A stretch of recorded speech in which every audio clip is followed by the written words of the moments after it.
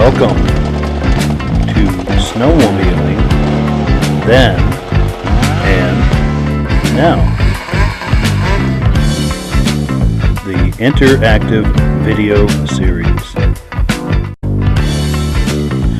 To view snowmobiles for sale, modern and vintage, click the link in the description. Is your small business experiencing Facebook domination? If not, I can help. Call the number on your screen or click the link in the description. If you'd like to include your advertising message in this video series, call the number on the screen or click the link in the description.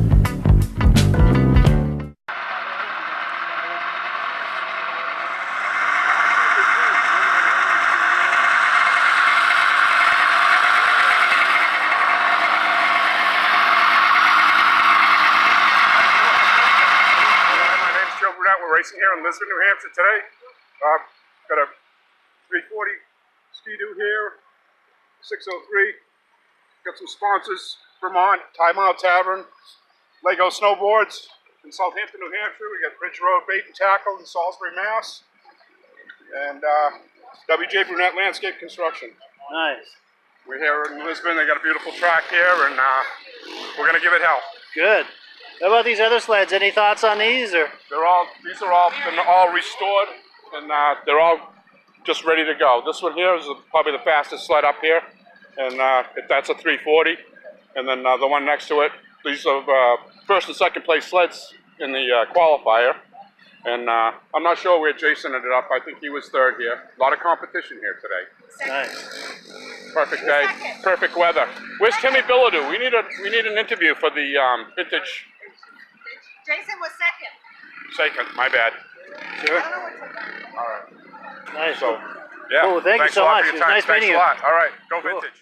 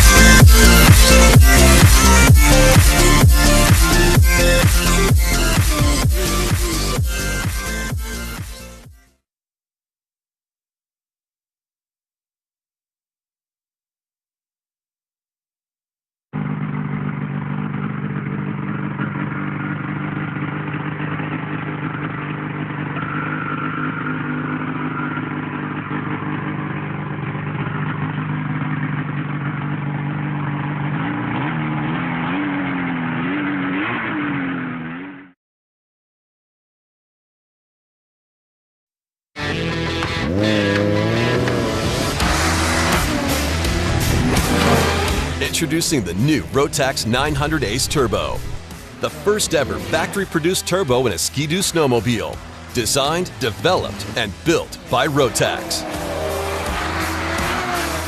In the Rev Gen 4 chassis, This latest Rotax 4-stroke power plant brings 150 horsepower for a 15% better power-to-weight ratio than the 1200 Fortec engine it replaces. It also maintains the outstanding efficiency and reliability Rotax's line of Ace engines are famous for.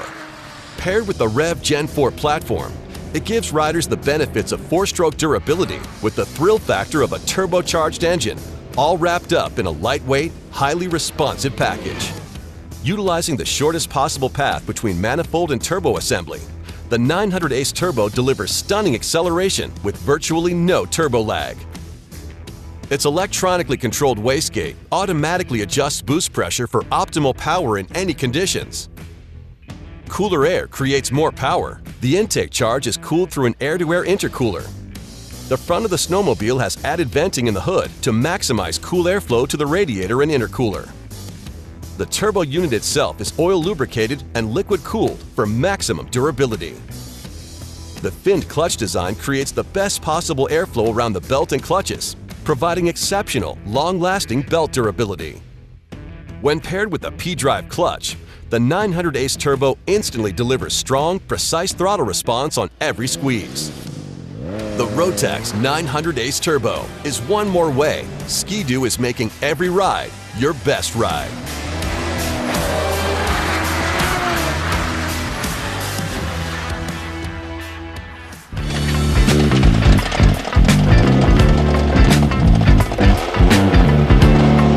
Snowmobiling then and now. The interactive video series will return after this brief message. Since Snowmobiling Then and Now is an interactive video series, we need your video footage. Be sure to hold your camera horizontal for a wide shot and not a vertical shot, and email your footage to snowmobilingthenandnow@gmail.com. Caution, always ride responsibly and within your ability. You are making videos at your own risk. We assume no liability for any damage, injury, or death. To view snowmobiles for sale, modern and vintage, click the link in the description. To learn how your small business can experience Facebook domination, stick around for a short presentation at the end of this video. To advertise your snowmobile related product or service, call the number on the screen or click the link in the description.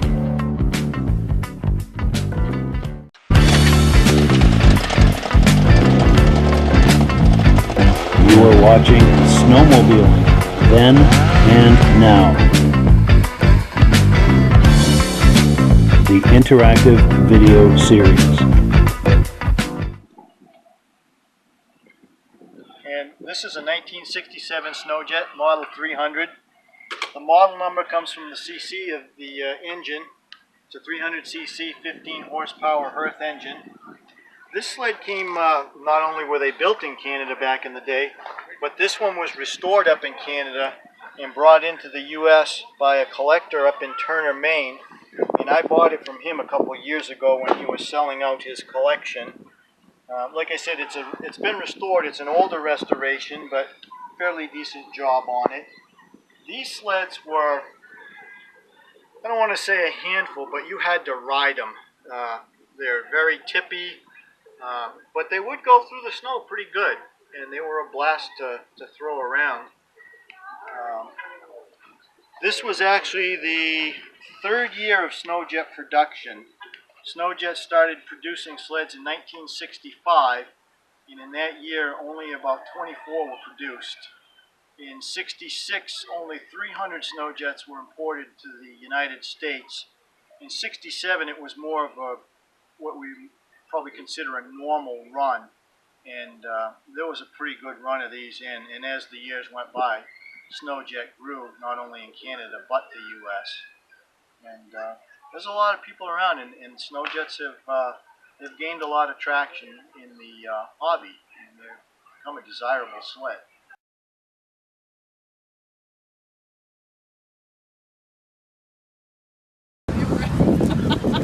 Alright, let's give it time. Never seen sled mudding.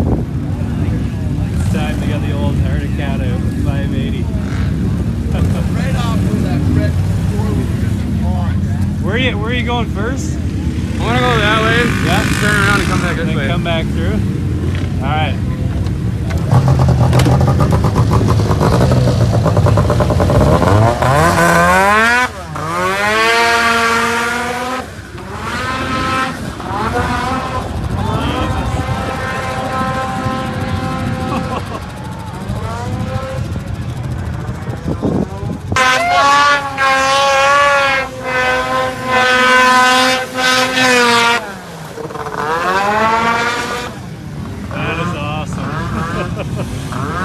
We don't see that every day. Oh, shit. Not one bit.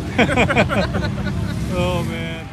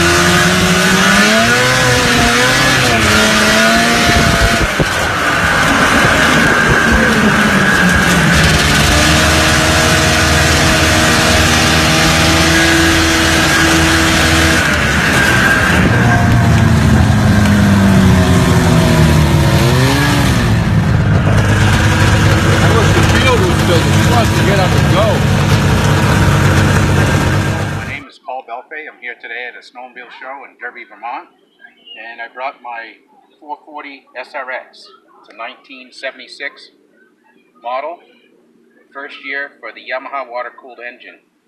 The machine was designed to be oval raced.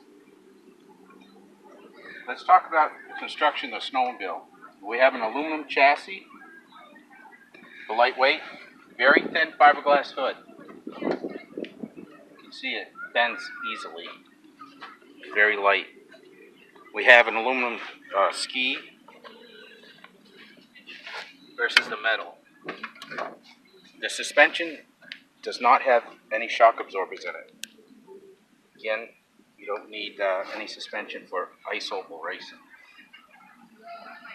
Machine, water-cooled, first water-cooled engine for Yamaha, and it has 86 horsepower, which at the time, a fan-cooled engine of this size basically had 45 horsepower.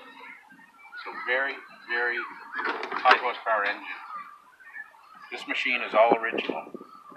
It has the original airbox, carburetors, expansion chambers, and engine.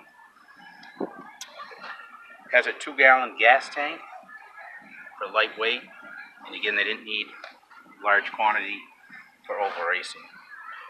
The seat is padded extra on the left-hand side because when you turn left, your body would be pressing on this side of the seat and gave you good support.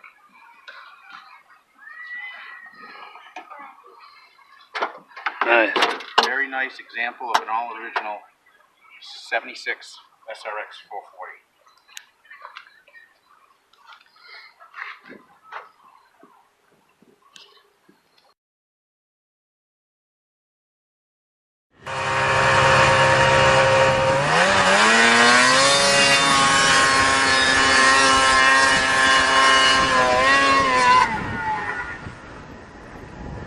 See him fall off? You fell off! Let's just keep bugging him saying that. He fell off, dude. He didn't even make it. It's coming down. That's it. Yeah, that's what he should have done first. Just.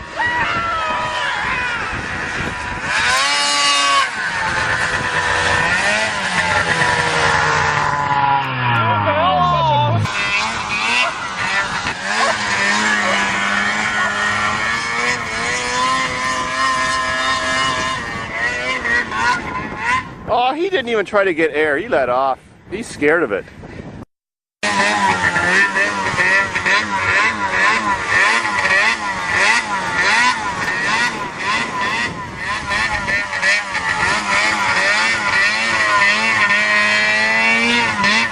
Air!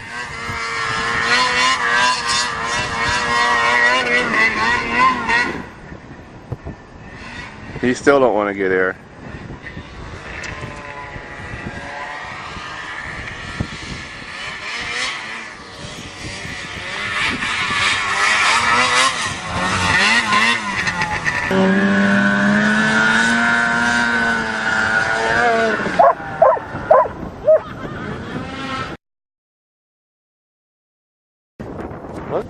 He's getting from here to, he's landing over by the end of my snowmobile.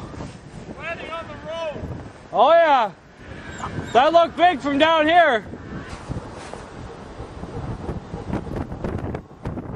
Beautiful. Good way to end a day in Canada. Jump off!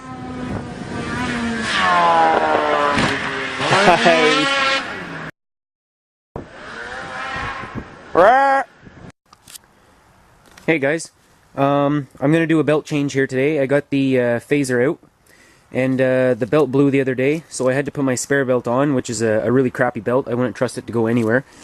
So I decided to make a video of me putting the new belt that I just ordered on the phaser. So first thing I did, because I have it at the garage, is put a floor jack underneath the grab bar on the back. I had to put it sideways due to the clearance for the track. And next thing you're gonna do on the phaser, I had to take the side panel off, or just flop it down, take the 2 bolts and flop it down. And then next thing I will have to do is just take the belt guard off. So I'm going to do that there now.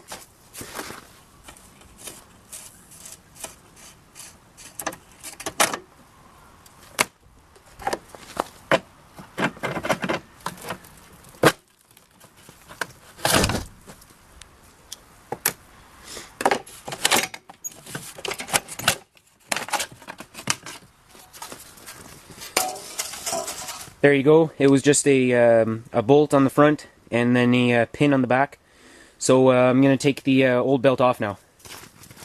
You're going to want to take it off on the secondary clutch first. Slide it over, and on these old sleds, there is no tool to split the secondary. So you just pull it off. And then on these phasers, you got to twist the belt around in here to get it past the primary. And there's the belt. And that right there is exactly why I don't trust it to go anywhere except get me home after a new belt breaks. Because all the teeth are gone inside there. That's what the belt should look like. And that's what's missing out of it. The whole piece right there. So I'm going to put the new belt in. And I got the new belt here. It's a Dayco HP 3021, which fits on all the phasers from 84 to 89, but I don't think it fits on the phaser 2. They have a little bit longer belt, something like that, I don't know. It might fit, you never know. And this belt, garbage. I'm going to take the wrapper off. This belt, gone. And as you see on this belt, it has arrows. So your belt spins around this way, so you're going to want to put your arrows going forward. Belts that don't have arrows, make sure when you put the belt on, you can read the letters and the numbers from the outside of the sled. So you're standing on this side, you should be able to read them this direction. So I'm going to put this belt on. Now again, I have to twist it around the primary. Now it's around the primary. I usually start from the bottom when I put them on, and I start from the top when I take them off. So it's on the bottom, and I just turn. And try not to let it kink anywhere. Try to keep the belt straight as you're going. And there you go. That belt's on, looking good. And I'm just going to put the belt guard back on there now.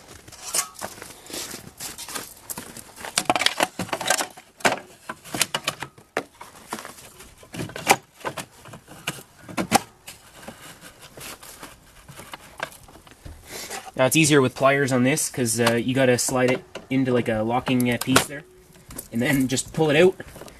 It's in place, and you have to more or less move the belt guard around to get the front bolt on. The front bolt is actually just the end is only threads, and then it's just a really long head with a wing nut on top, and that's what comes on all the phasers. All the old ones, anyway.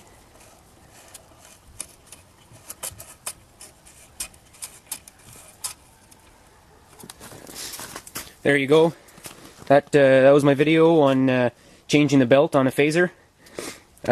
Please comment, rate, subscribe. Thanks for watching, guys. Oh, and remember to subscribe to my YouTube channel. It is Austin G1 on Facebook. I mean, not YouTube, Facebook. And yeah, it's Austin G1, so Facebook/Austin G1. See you there, guys. Thanks for watching.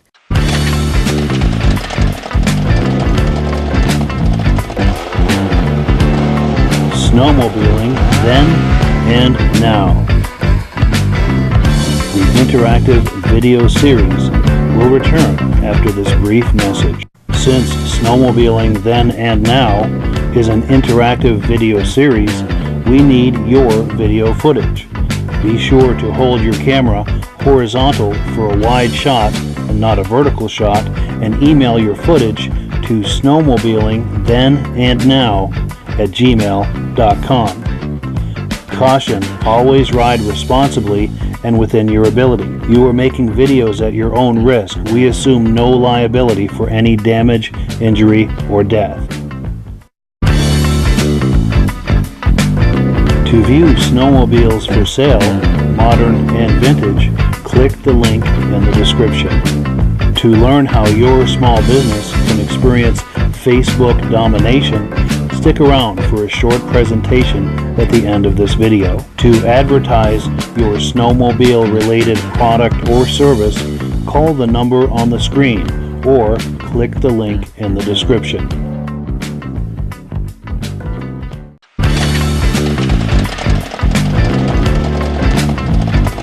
You are watching Snowmobiling Then and Now.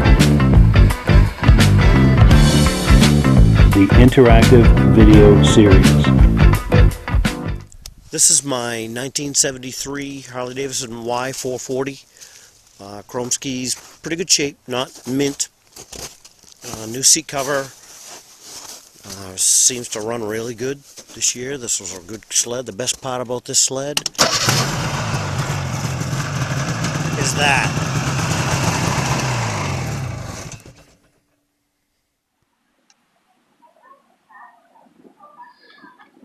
And this is a 1980 Arctic Cat Trail Cat. This was donated to the New Hampshire Snowmobile Museum by Tom White out of Massachusetts. And this is the sled that we're raffling off this year for the museum.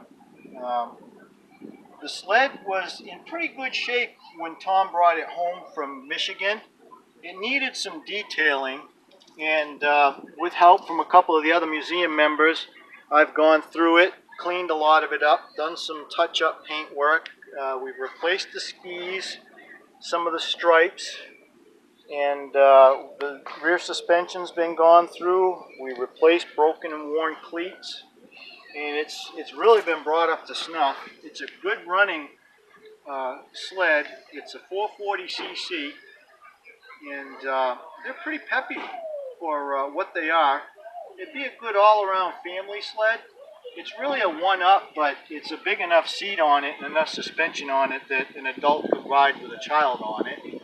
So anybody interested in supporting the museum, you can buy the raffle tickets through the museum Facebook page or the museum website, NewHampshireSnowmobileMuseum.com, and that's either on Facebook or online. And just you can message one of us at the museum, and if you're interested, we can send you tickets. And this will be drawn at the Grass Drags in Epping, New Hampshire, Columbus Day weekend, and you do not need to be present to win.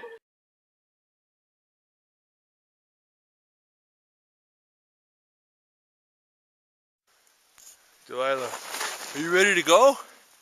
Huh? Are you gonna go for a run? You're gonna run in front of the snowmobile? Huh? You're gonna go skidooing? Skidooing with Delilah. There you go. Or you wanna go for a ride? Maybe we'll put you on the machine.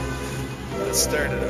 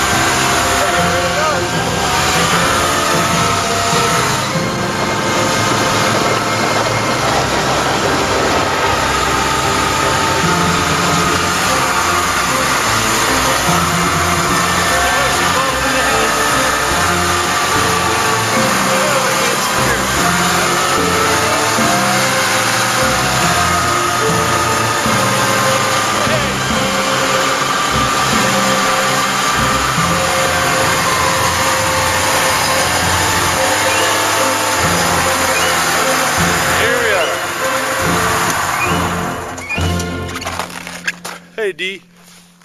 There's a Blue Ghost that was made by Kettle Aircraft Company in Pennsylvania. They made it mainly for their employees, but it was quite a machine. They say they made about 45 to 49 of them, and they're real scarce, but they really went real good. It was a nice machine, and that's why I have it on my sign, Home of the Blue Goose. Yes. Nice. And this is what, early 60s? This is 62, 63. Yeah. I'm going to get a walk around on that. Nice wide skis. I bet they had good flotation, huh?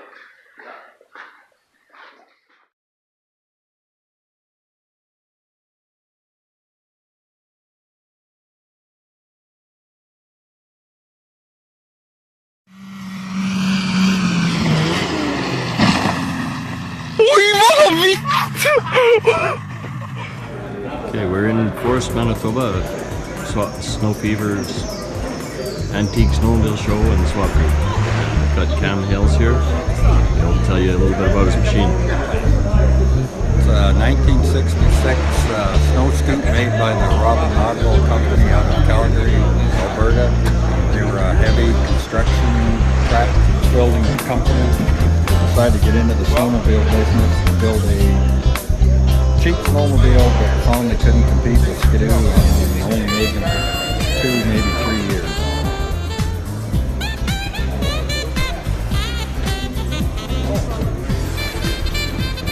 What do we got over here, Cam? 1969 Polaris Playmate. Kids snowmobile with the wheel option. Also has skis for it, for snow. Can be driven in the summer and winter.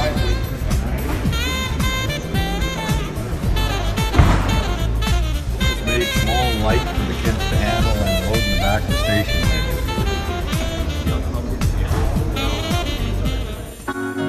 Hi, my name's Dan Stites, the owner of Seymour Sled Shop. Here's my 1978 Supersonic Moto Ski that just got done restoring. We'll do a little walk around here.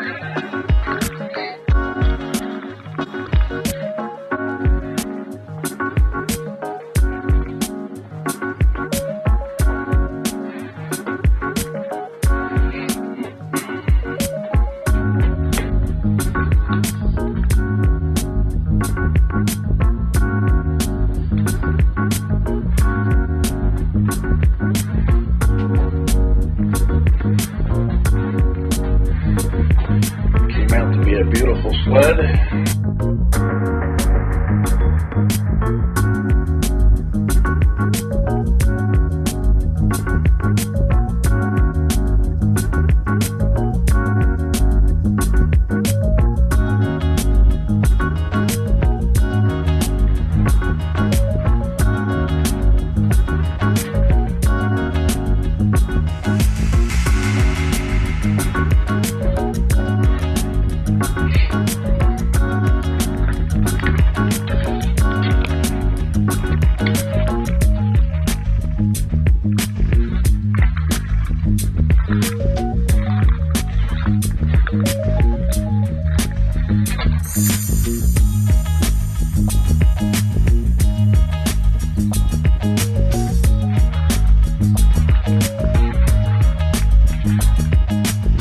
From up in Hague, New York, Seymour Sled Shop. I buy, sell, and restore.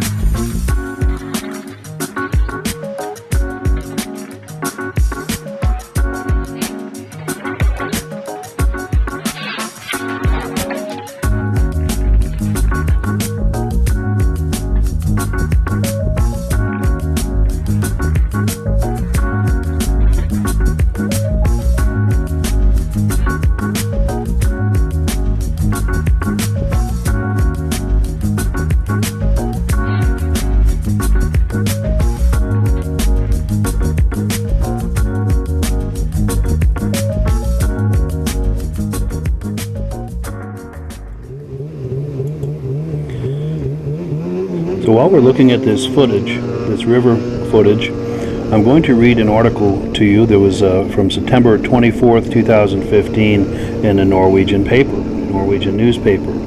Now, a Norwegian man has set a world record, a new world record for traveling over water on a snowmobile. This after a 212-kilometer run down the Karajoka and Tenelva rivers. Morten Blaine had been planning on traveling 250 kilometers, but his Polaris RMK 800 snowmobile unexpectedly choked in the middle of the river after 212 kilometers. Now here's what he was quoted as saying about that, quote, "I am unsure of what happened. We've installed an additional throttle lever on the snowmobile so that if one hand get tired, I could use the other." Blaine told Norway's public broadcaster NRK, "It's possible that something happened to the sensor that caused the gas to stop flowing adequately to the engine." Morton Bland competes in snowmobile watercross, a sport where competitors race snowmobiles intended for traveling on snow, but over water. Now, the first championships for this type of racing were held in 1977 in the United States town of Grantsburg, Wisconsin, where competitors raced across 300 feet of water. Most of the competitors did not make it across, sinking their snowmobiles before reaching the shore. Since then, the sport has developed with more powerful machines and skilled riders who strip their snowmobiles of non-essential parts in order to stay afloat for as long as possible. Despite not reaching his goal of 250 kilometers, Morton Bland is pleased with his new world record. Here's what he was quoted as having said about it. The ride was fantastic. There have been a lot of people along the river, and I'm surprised that the local people have been so interested in it. Hats off to those who have been waiting and freezing. This he told NRK after completing his ride, and the ride, by the way, took more than 4 hours. I'm speeding up this footage so we can see as much of it as possible. Thanks for viewing.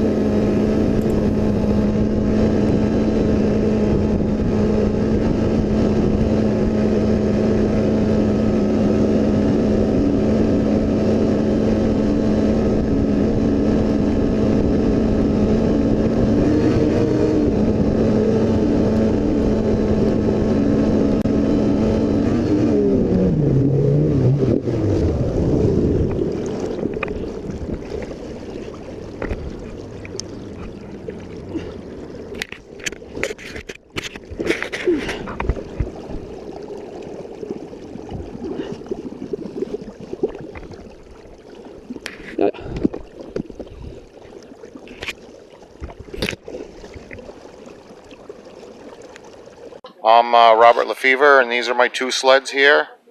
The one on the right is a 76 Skidoo RV Snow Pro clone. It's got the 345 RV motor in it. It's been modified, jack shaft conversion, homemade skid, bunch of homemade parts in it. The one that's on the left over here is a 69 TNT.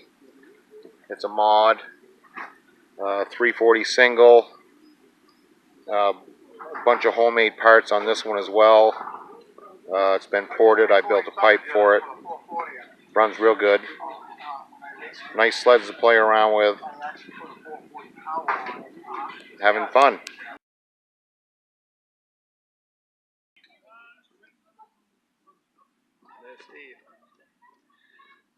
So we're here with Mark Belanger, and he's got some items for sale, some vintage snowmobile items. What are we looking at, Mark? Well, we have several things today. I brought a lot of engines, which you can see here on the ground. Mostly Bombardier, but there is an Arctic Cat engine. A couple Arctic Cat engines, actually. There's some pipes, some fuel tanks. Just a lot of vintage sled parts. We're having a blast here today at the Derby event. I'd like to welcome people down to come and see us. Have some old vintage clothing. Few antiques. There's an old hay trolley that I brought along. I'm wondering if maybe we can let's take a look at that. Buyer, you know, that's pretty cool. Totally. An old Wright chainsaw. Nice. From 1949. Interesting teeth on that. What's the story with that? I picked it up in a barn when I bought a horse-drawn sleigh. It's from 1949, and it just reciprocates back and forth. Wow, like a reciprocating saw. Yep. So a gas-powered reciprocating saw. Yeah, it's cool. That's crazy. That's cool. Yeah. And then you've got a TNT over there too, don't you? Yep, 1974 TNT 440. That's complete, less the windshield. Nice. Whoever comes down and buys that today, we might even throw in the rider. Nice. There we go. No extra charge. No extra charge. Have some they say he does dishes. Yeah, right. He'll come home to your house and do dishes for you. Have some 1972 Skidoo Blizzard repop fiberglass belly pans. Yeah. Kind of a rare item if you're restoring a 72 Blizzard. And like I said, a little bit of clothing. Harley clock. Like to have put that in somebody's shop. That's perfect for a man cave. Yeah, or a shop, like you said, yeah. Right. And then you got a cat bibs over there too, right? Yep, some old cat bibs. Those are from the late 70s. I'm thinking 78 to 82 vintage. Might even be like an LT gray, to go with an LT gray or something, huh? Correct. Yeah, nice. There's a neat old Canadian helmet here. Oh yeah, look at that. Well, we're close to the border. I thought we might get a little action on that. I would think, yeah. And then there's another one behind it too. Is that like an early 90s Skidoo kind of? Yeah, that's a mid-90s, like we probably made a 96 Grand Touring or something like that. Yeah. Nice. We have some brand new boots. Those of you riders that need new boots this winter. Yeah. Nice. Some Moto Ski skis. Nice. This ski is off of Snow Prince, who's never installed. Yeah. Nice. Now, if someone wants to contact you on the phone on this, what's a good number to reach you? My cell phone is 603-717-2121. Nice. Good. Yeah, if you give that to us one more time. 603-717-2121. Outstanding. Thank you so much. Thank you very much.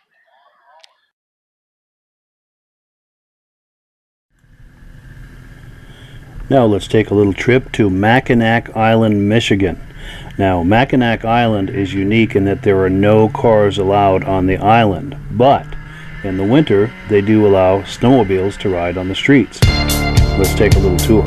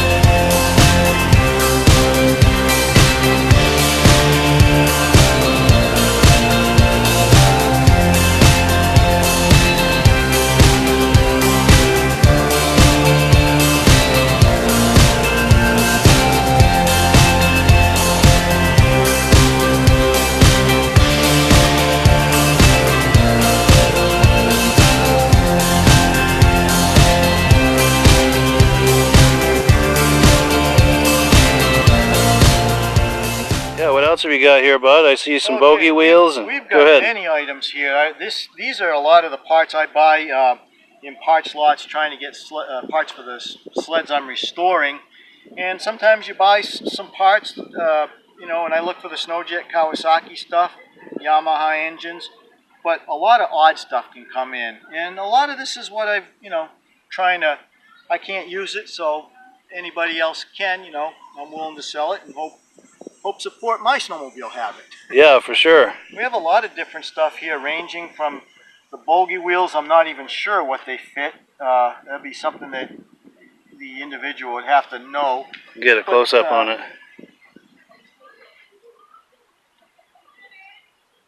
Yeah, go ahead. Yep, there are clutch parts. Most of this is Skidoo clutches. There's all kinds of miscellaneous gaskets, clutch parts, some cleats for, I believe, Arctic Cat 2/3 cleat.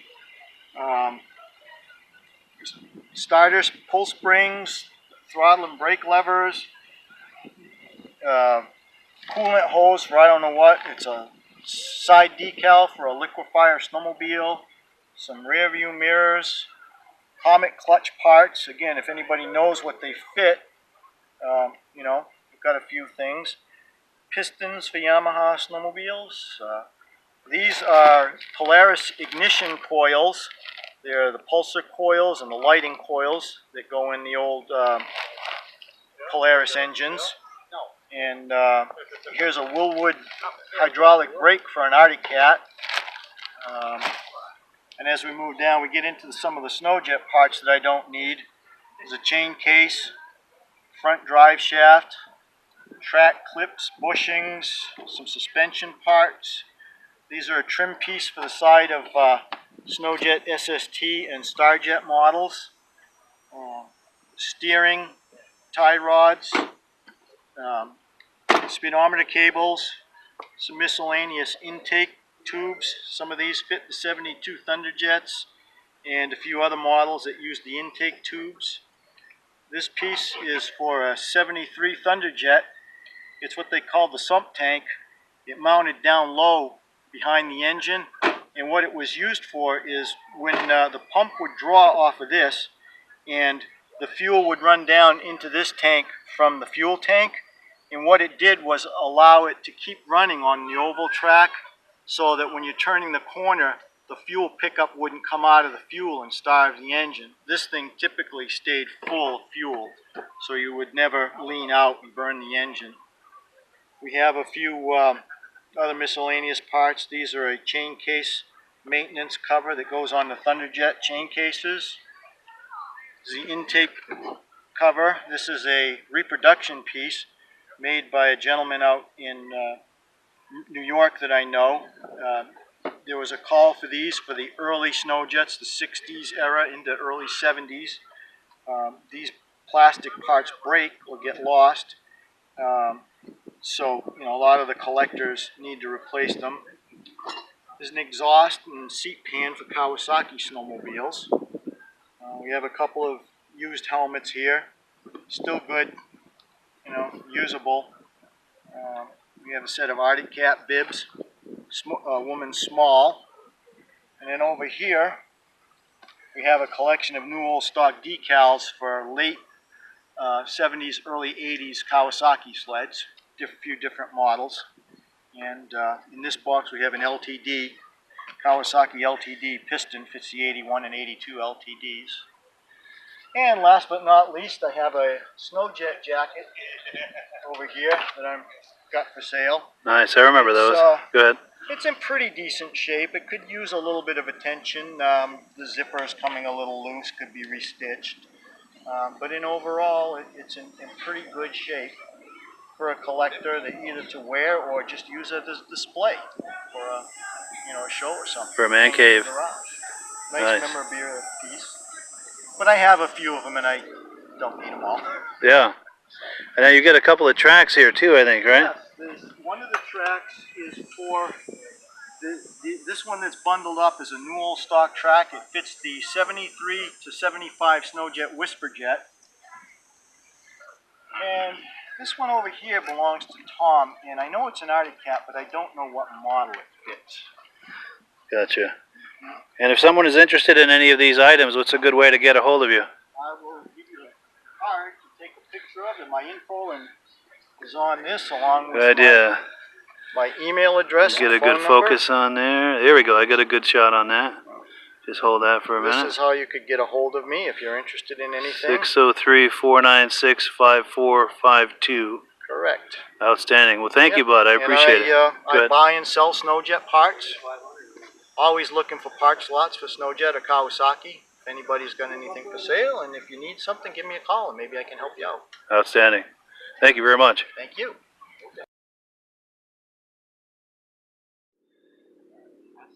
Hi, I'm Beth Godden. I am the media manager for the Vermont Association of Snow Travelers, otherwise known as VAST. And we are an association made up of 127 snowmobile clubs across the state of Vermont. We're responsible for building and maintaining and grooming approximately 4,700 miles of trails.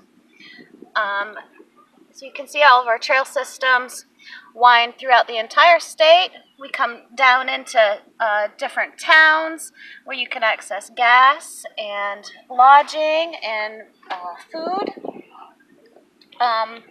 One thing we've been doing for a couple years now is putting out our Snow Traveler's Guide to Vermont. And this is anything that a new or even a long-time snowmobiler would need to get the most out of snowmobiling in the state of Vermont. We've got the different counties, talk about the different kinds of terrain that you'll find in those counties, the different clubs in those counties and their contact information. And then towards the back, we have all of our business listings, and these are all of the businesses that you can access directly from the vast trail on your snowmobile. All these hotels and restaurants and gas stations, and there are about a little over 350 different places you can stop in the state of Vermont on the vast trail system. And new last year, just for the vintage lovers out there, we've started a new kind of trail pass just for you. It's called our Vintage Snowmobile TMA. And the pass costs $55 for your first sled, and it's $20 each additional sled up to 5 sleds. And then you can start the process over with your 6th sled, $55, 7th, 8th, and so on at $20. And this was created because we know that a lot of vintage snowmobilers out there have more than one, and you know, you might want to change it up which one you're going to take for a short ride, you know, down to the restaurant and back home, or take the kids out for a spin. So you can find more information about that, and you can also order our Snow Traveler's Guide to Vermont, which is free to order and free to ship from our website at www.btvast.org. And we hope to see you on the trails.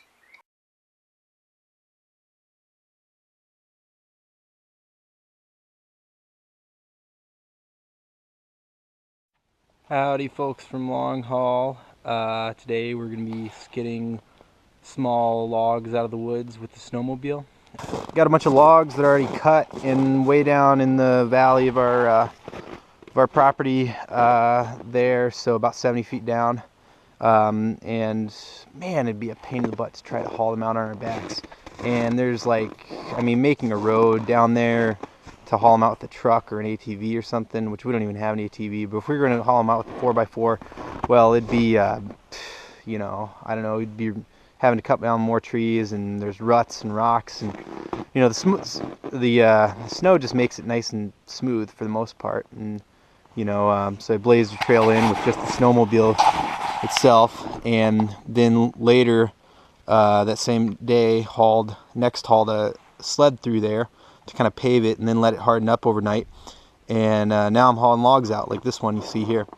So this is just it was an old door from a utility box my friends salvaged, and welded some washers onto it. They cut and bent this part up, so it's a nice sled there, and welded this to reinforce it. And yeah, then just some old fence posts for a hitch. And yeah, that's you know, a bunch of salvage junk turned into a useful log hauling device. So yeah, I'm gonna go ahead and unload this log and go get some more logs from the woods. Okay, I got that log unloaded there, and I'm gonna go down the valley and get some more logs. I'm gonna take you with me.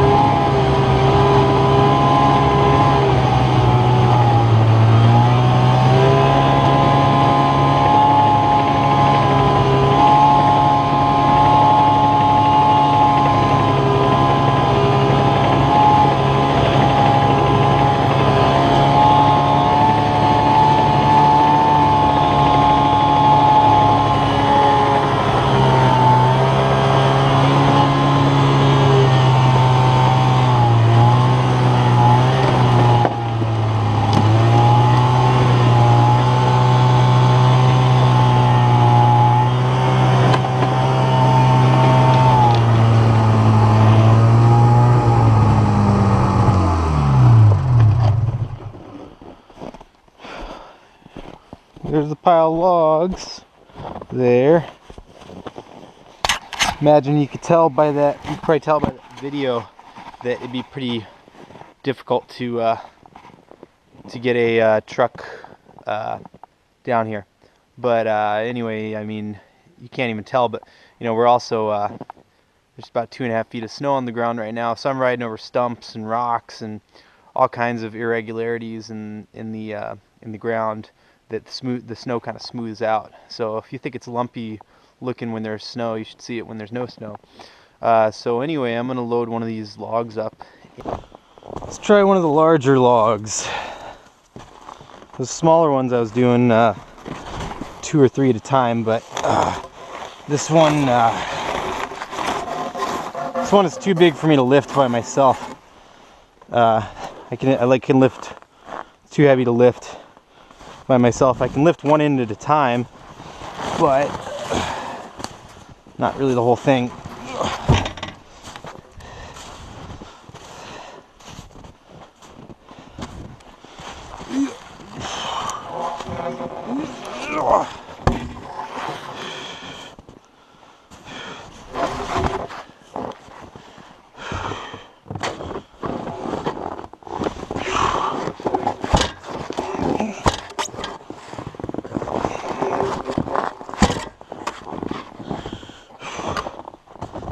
This was all made from just a bunch of metal I had laying around, pretty much. Keep a lot of metal laying around. It's a good thing to have.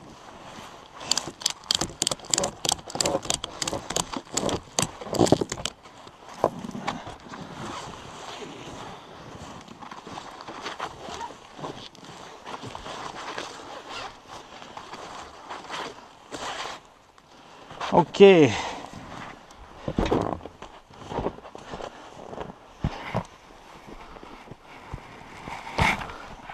Now I'm going to try to flip the camera backwards on my head and see if it'll actually, you know, if you can see what's going on back there.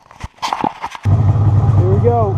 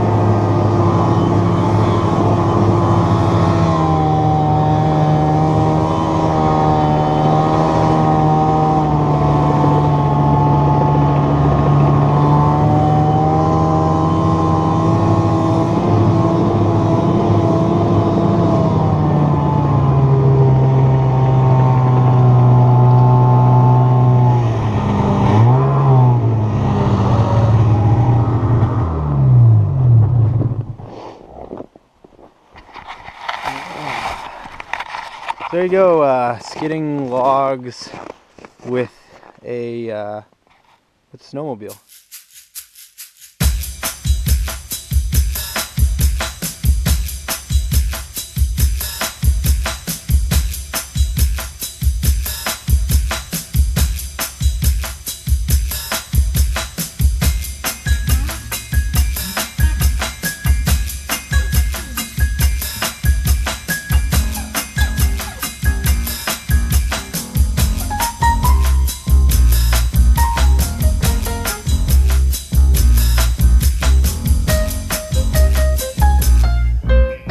What's a good number for you if someone wants to call on these? 603. Yep. 631-5894. Okay, cool. Outstanding. What if you can give that number one more time? 603-631-5894. Beautiful. Thank you so much.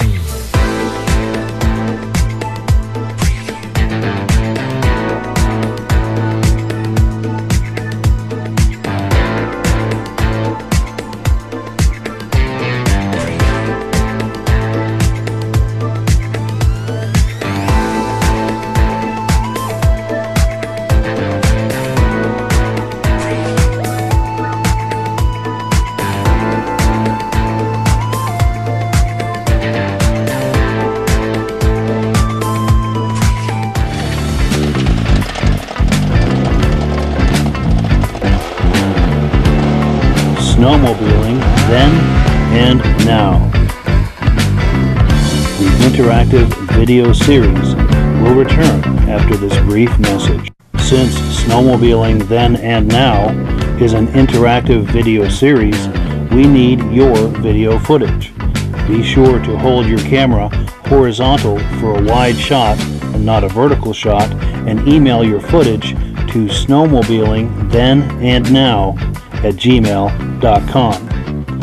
Caution, always ride responsibly and within your ability. You are making videos at your own risk. We assume no liability for any damage, injury, or death.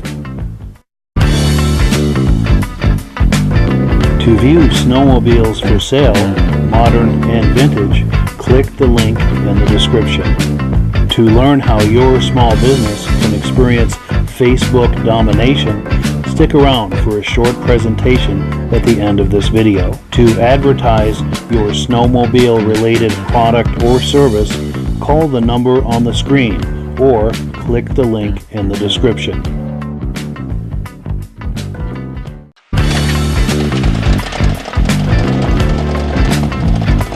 You are watching Snowmobiling Then and Now, the interactive video series. Alright, let's take a look at a different kind of snowmobile.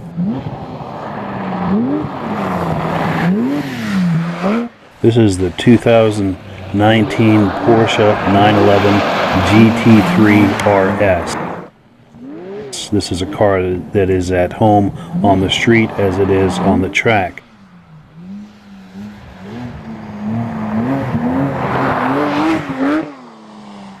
Churns out over 500 horsepower, I think 520 to be exact. It's got a 7-speed PDK dual clutch automatic transmission, kind of a manumatic if you will. It's an automatic, but you can use the paddles to shift it yourself.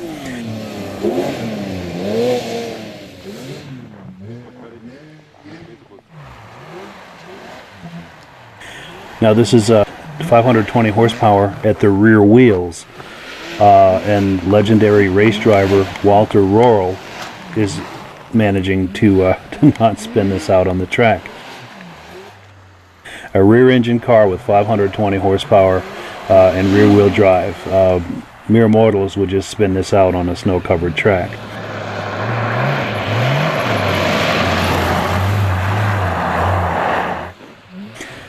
The last comment I'll make, I was wondering about the tires. Surely these aren't track tires or normal street tires. They have to be snow tires. So I took a closer look. Let's look at some close-up photos. Pretty sure they have some good snow tires on this car.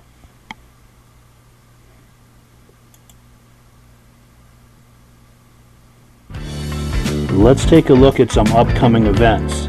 The Shawnee Snow Chiefs are hosting the 20th annual Grass Drags, ATV Races, and Vintage Snowmobile Show September 22nd at the Shawnee Fire Hall in Sanborn, New York. For information, call 716-807-7002 or visit snowchiefs.net. The Big East Power Sports Show is September 28th through the 30th at the On Center Convention Center in Syracuse, New York. For information, call 763-383-4400 or visit BigEastPowerSportsShow.com. The Saints Snowmobile Club in St. Charles, Michigan is hosting a swap and show event on September 29th. For information, call 989-293-5305 or go to saintssnowmobileclub.com. Don't miss the Harpoon 500 Top Gun Shootout October 13th at the Seneca Falls Super Track in Seneca Falls, New York. For information, call 315-730-7893. If you would like us to promote your snowmobile event, just email a graphic like the ones you've been looking at to this email address, snowmobilingthenandnow@gmail.com. Do you run a small business? Are you unsure about how to use Facebook to market your business effectively? Well, here are a few quick do's and don'ts. You must have a plan to continually grow your audience. Don't market your business on Facebook without a plan to steadily grow your audience. I can help you with this, by the way, more in a moment. You must post content that your audience enjoys, and you must do it consistently, every single day without fail. Do not post the same old offers over and over. And don't post on your page sporadically or inconsistently. If you do this, your audience will tire of your page and stop engaging with it. I can help you with this too, more in a moment. Instead of posting the same old offers, do this instead. Post family-friendly humor images on a consistent, regular, daily, ongoing basis. Each of these family-friendly humor posts will feature details about your offer and links to your website as text in the description. Family-friendly humor is the secret to success.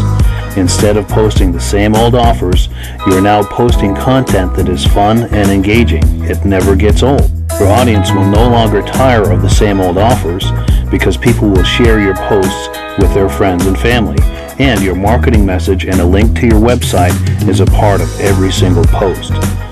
Do this and your audience will engage with your Facebook page. They will like and comment on your posts. More importantly, they will share your posts on their own Facebook profile, giving you free advertising. If you do these things consistently over time, you will experience a continually growing flow of sales and leads for your business, and you will one day praise Facebook as one of the greatest marketing tools ever invented. On the other hand, if you post the same old offers sporadically and inconsistently, you will get nowhere really fast. So you may be wondering about how to grow your audience. You may be wondering, where are you going to find family-friendly humor images to post on your Facebook page?